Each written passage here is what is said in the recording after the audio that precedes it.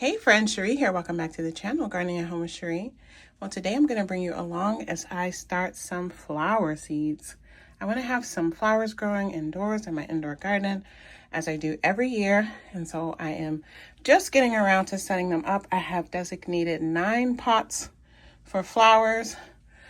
So let me get my labels done and we'll go over what I'm going to be starting. I really should have started these flowers earlier, but I noticed that some of my spinach was setting flower heads, and that sadly reminded me that I needed to start my actual flower. We'll deal with the spinach after I get my flower seeds sown.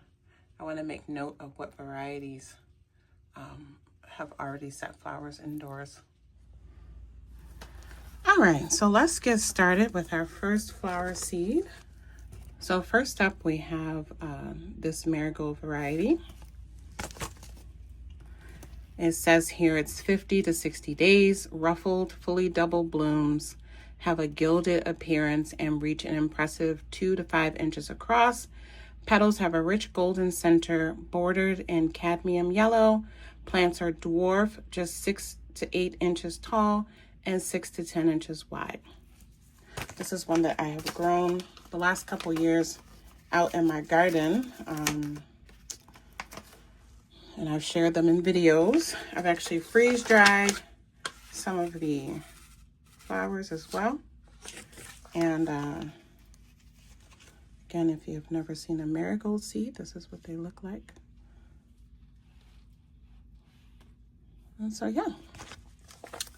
And as I always do in these sowing videos, I come back afterwards and cover with soil, just so that's my way of reminding myself that I have sown seeds. And yeah, it's just my little method. So we're going to do another marigold. And I should say all these flowers I chose because either I've grown them before and I know they don't get too big. I've grown them indoors and or outdoors. With the exception of a few are new varieties for me. And yeah, it's kind of a test. The packet said that it would be dwarf, and so we will see if it really will be. So here's the second variety. I've grown this one. I can't remember if I grew this indoors or not, but definitely I've grown them outdoors. And the description here says 45 to 50 days, vibrant, nearly 3-inch blooms, are fully double petaled. Tidy dwarf plants reach just 10 to 12 inches tall and wide, delivering bold tangerine tones to beds, borders, and containers. Perfect companion for veggie beds. And that's what I grow these marigolds outdoors with my vegetables. Okay, let's go on to our third seed for today. Here it is. Now, I love growing these outdoors. And again, I've learned, at least outdoor in the garden, some stay really small and kind of like cascade over the edges of the bed. Some grow really tall. Some like grow out of the bed like crazy. And so I tried to pull varieties that when I look back, I saw they didn't get too big. And so for this one here, it says an annual, a favorite edible flower in a soft salmon color. Compact plants reach just 8 inches tall. The variegated leaves are also edible and make a spicy green in salads. The romantic blush tone petals are perfect for fine edible flower designs. And yeah, this one is really beautiful. I have this variety also in red. I'm not gonna start that. Well, I don't think it's in here.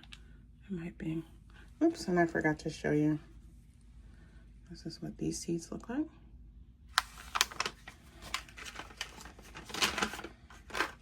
And same thing, I have preserved a lot of these over the years in the garden. And if these, get a bit big, I'll do the same thing. I'll be clipping off and preserving or using these as they grow. This variety, I can't remember if I grew this outdoors or not last year, but look at how beautiful that is. It says here on the pack, 45 days, crimson and canary yellow conspire to make this orchid-shaped bloom look truly fiery. Compact plants top out at just 12 inches tall and 10 inches wide. The gorgeous petals and saucer-shaped leaves are edible with a sizzling, spicy flavor.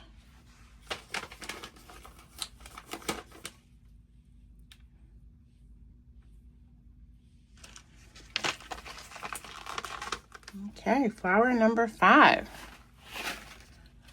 This I've definitely not grown before. It's beautiful. I bought these new for this year. It says here 35 to 55 days. Compact plants are smothered in golden yellow, semi-double, upward-facing blooms. Stocky, 12-inch tall plants are excellent for containers, bedding, and borders. So yeah, and I bought multiple packs of these because I intend to use these in a lot of the containers in the front of my house because they fit my color scheme so perfectly. So I think I bought 3 or 4 packs of these. I'm trying this year. There's still one area where I'm still buying most of what I put out in my front garden flower containers. And this year I'm going to try to avoid that as much as possible. There's always some cool things that I see that I want to get, because it's an annual, something you can't get a seed for. But things where I can grow from seed, I'm going to really try to grow myself. I have 2 new shelves set up just for it so that I have the space. So I'm really excited to see, what I can accomplish there. So here is our next variety. This one I've grown lots over the years. It says here a favorite edible flower in a soft rose color. Plants reach 14 inches tall, mounding habit with leaves that are also edible and make a spicy green in salads. The punchy rose tone petals are perfect to top cakes and other culinary creations. And this is a beautiful one. This is the tallest one. I almost didn't do this one. But I can, keep clipping this back to keep it from getting too big, while it's in the house. But these don't mind the cold too much. So I know that these will be some things that I can transition out into the greenhouse, before most other things. And they will do just fine and free up space inside if I need it. And then here is the last variety here, Phoenix. And this is a new to me this year variety also. I may have bought it last year, but I definitely did not plant it last year. This says 45 days, leaves shaped like English ivy and flame-shaped petals make Phoenix a completely unique twist on our favorite edible ornamental. Scarlet to bronze, mahogany, and apricot colors. Plants are semi-trailing, a new twist on an antique variety. And so this will be a great one also to have in my baskets and planters throughout the front of the house, along the deck, around my, I have some new planters around the greenhouse. And so I also got a couple of packs of these because I love that they can trail and kind of drape over basket edges. So that's the main reason why I got those, and I'll try them, see how they grow indoors. And then these last 2 are plants that I grew for the first time outdoors this past garden season, and they were beautiful. So if we look at the back, it says annual, a new twist on the traditional calendula. Soft yellow petals with a cerise color on their backs, giving the blooms a bold 3-dimensional effect. I grew these, and these were like some of the first flower seeds that I sowed last year, and they were some of the last to bloom. And so that's part of why I'm going to test them here, because I don't know if they had gotten overshadowed and just didn't come up when they should have. They started coming up when some of the other stuff that I had planted early in the bed was dying back. So, oops. Ooh, I dropped one over here. Oh, I'll find that when it germinates. But I forgot to show you what the calendula seeds look like. So, I think that's just beautiful, beautiful, beautiful. And here's our 9th flower that I'm going to start today. So beautiful. And again, it grew beautifully outdoors. It says here, annual, frilly, berry double flowers in an unusual calendula color, pink tinged apricot. Truly very unique. Now I usually grow some of these flower seeds each year for my indoor garden, just to have some flowers blooming indoors while I'm watching all this green stuff grow. But it's usually, I do the alpha. There are a couple other varieties that I've done. I've never done these varieties before. Like I said, growing them outdoors this summer was my first season growing them. So I'm excited to see how these behave. And then if I decide to do a second round, well, I shouldn't say if, when I do a second round, I'll definitely be sowing some of the usual ones that I grow. And I will share with you what those varieties are in a future video. So that is it for today. We got 9 pots of flowers, edible flowers, herbal flowers, going for the indoor garden.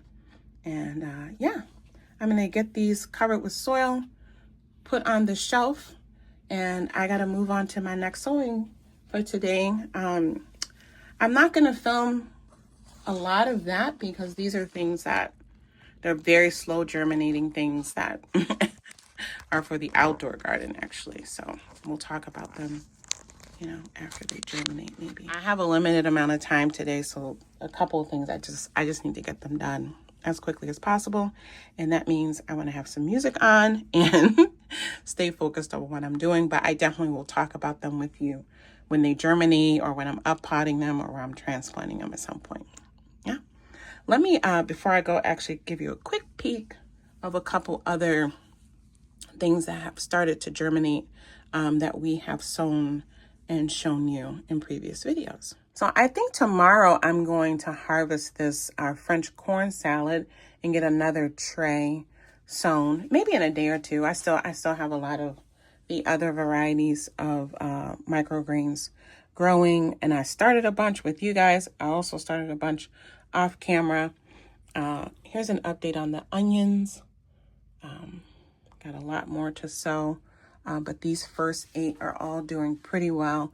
Some of them where they have kind of these patches where it looks like nothing has germinated. Things are just germinating at different rates. So I'm gonna leave those alone. Like if you see how I'm zooming in, they're in there. You see that little one is still folded down. There are a bunch of them still in there. They just haven't popped up above the soil yet. And that's okay. You know, some things it seems like they all kind of germinate at the same time, but a lot of times they're just germinating when they want to germinate. This is one of the last trays. I still need to harvest these. I was supposed to do that yesterday, but I'll get back to that. But if we look up in here, you can see our bunching onions that we started together are starting to germinate. This is that lion's mane chive. I don't see anything yet, but we're keeping an eye on that. I told you some of the spinach is setting flower heads, but it looks like only 2, maybe 3 of the varieties. And I sowed 8 varieties, so I'm gonna spend some time with those and take some notes. And I have a bunch more spinach seeds that I want to sow as well. So, but that's just a quick update about the tree seeds. But I do have some germination starting, like you see there. There's the banana yucca. There's ones poking out there, and then I could see another one on the other side, kind of below the soil. I can see it is turning green. It's going to poke out. So we'll do an update on these. A lot of the stuff on the lower shelf, those are things that I have started, but I haven't released the video yet. So I got to remember not to show you those just yet. But here is one of the cucumber that we sowed together All 3 of those seeds have popped up. And then the bait alpha, this wasn't even here this morning when I first came down, but it looks like the first one of those seeds have popped up. And you can see there our peas that we started and our clay pebbles are germinated. These are our peas and soil. I have to get in here and take care of some of these things and move them to a different area. These are all those different root crops that we started in a previous video, but they're growing along pretty good. The carrots germinated well. I got beets and radishes and turnips. So yeah. All right, so I thank you for watching, and I'll see you back here again soon for more seed sowing. Take good care. Bye.